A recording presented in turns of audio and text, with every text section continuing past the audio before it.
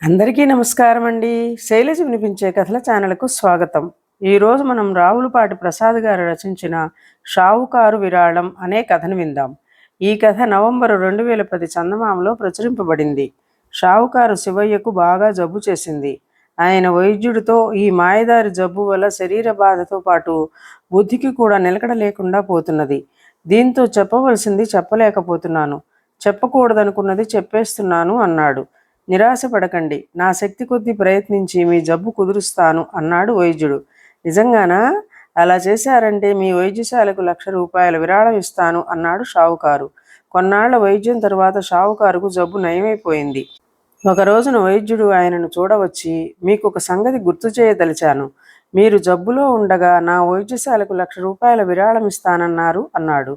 నిజమా? అసలు జబ్బేది? చెప్పవలసింది చెప్పలేకపోవడం, చెప్పకూడనిది చెప్పేయడం అన్నాడు షావుకారు. ఇదండి కథ.